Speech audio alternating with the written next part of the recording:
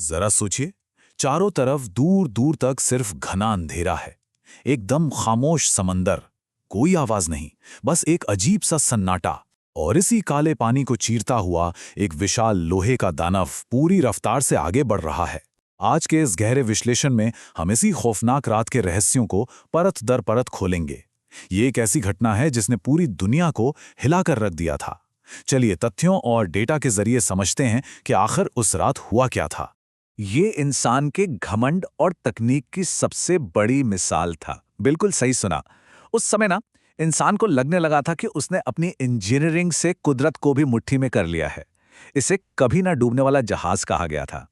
लेकिन सबसे हैरानी की बात तो यह है कि किसी को इस बात का रत्ती भर भी अंदाजा नहीं था कि समुद्र की वो गहरी खामोश खाई बड़ी ही बेसब्री से इस तैरते हुए महल का इंतजार कर रही है। भाग 1, तैरता हुआ महल और अजेय होने का वो सबसे बड़ा भ्रम। 269 मीटर। बस इस नंबर पर गौर कीजिए। ये कोई मामूली जहाज नहीं था। ये एक तरह से पानी पर तैरता हुआ ऐशो आराम से भरा एक पूरा का पूरा शहर था। किसी 8 मंजिला इमारत से भी ऊंचा, और अंदर से बिल्कुल किसी शाही महल जैसा। पूरी दुनिया को ये यकीन दिला दिया गया था कि भाई इसे तो समंदर की कोई लहर, कोई तूफान छू भी नहीं सकता।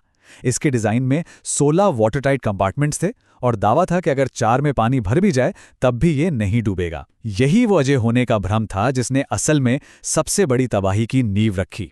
भाग 2, निर्माण की भयंकर गलतियां और वो छिपी हुई खामियां। अब बाहर से तो सब बहुत शानदार लग रहा था। दावा था कि 16 वाटरटाइट कंपार्टमेंट्स इसे कभी डूबने नहीं देंगे। लेकिन असलियत, हकीकत जानकर रोंगटे खड़े हो जाएंगे। जहाज की बाहरी परतों को जोड़ने के लिए मजबूत स्टील की जगह नरम कास्ट आयरन की कीलों का इस्तेमाल किया गया था।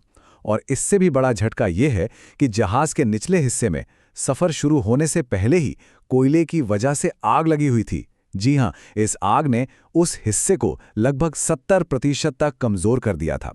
मतलब समंदर में उतरने से पहले ही वो मजबूत दिखने वाला महल भीतर से पूरी तरह खोखला हो चुका था।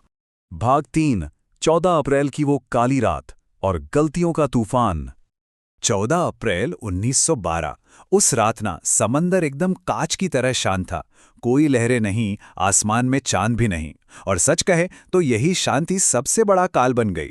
बिना लहरों के उस घने अंधेरे में खतरे को भांपना नामुमकिन था। फिर शुरू हुई गलतियों की एक ऐसी चेन जिसने तबाही पक्की कर दी। पहला, वायरलेस रूम में बार बार बर्फ के पहाड़ों की चेतावनी आ रही थी, लेकिन स्पीड का रिकॉर्ड बनाने की जिद में उन्हें इग्नोर कर दिया गया। दूसरा, एक बेहद छोटी पर जानलेवा गलती।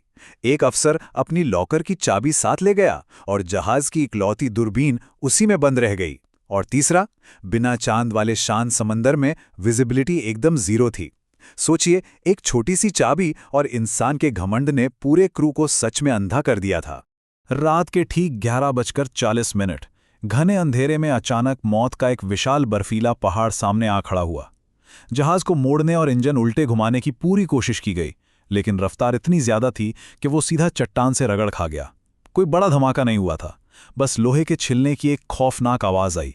और फिर रात के 2:20 पर पानी के भयानक दबाव के आगे हार मानकर यह विशाल जहाज बीच से 2 टुकड़ों में टूट गया।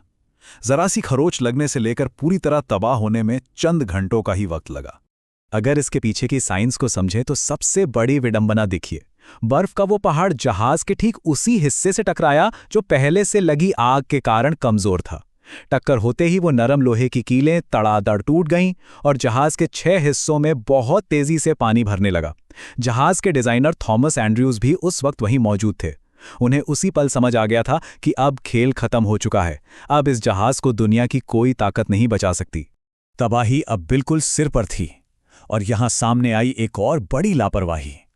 इतने बड़े जहाज पर आपातकाल के लिए सिर्फ और सिर्फ 20 लाइफ बोट्स मौजूद थीं, जो कि इतने सारे यात्रियों के लिए बिल्कुल नाकाफी थीं। अफरा तफरी का आलम यह था कि शुरुआत में तो लाइफ बोट्स को आधा खाली ही समुद्र में उतार दिया गया। नीचे समुद्र के पानी का तापमान था 0 से 2 डिग्री नीचे। इस जमा देने वाले बर्फीले पानी में गिरकर किसी का भी ज्यादा देर तक जिंदा बचना वैज्ञानिक तौर पर लगभग नामुमकिन था। भाग 4, खामोशी का तूफान और नजदीकी की वो दर्दनाक त्रासदी।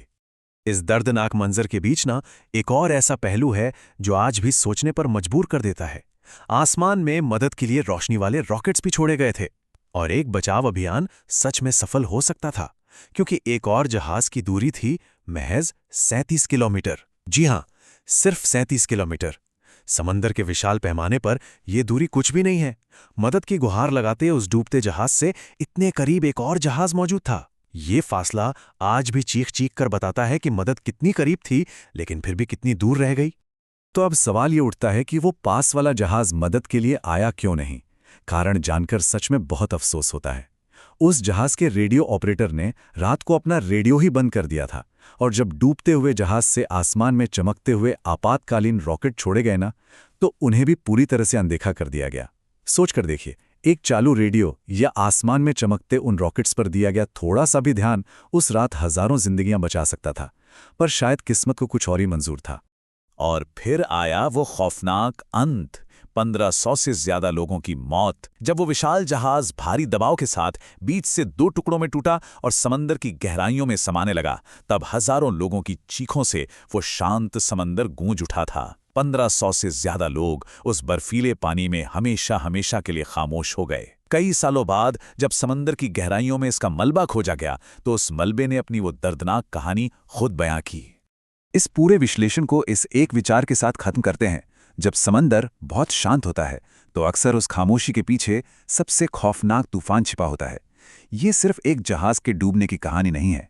ये इंसान के उस अहंकार की हार है जो मानता था कि वो अपनी तकनीक से प्रकृति को हरा सकता है।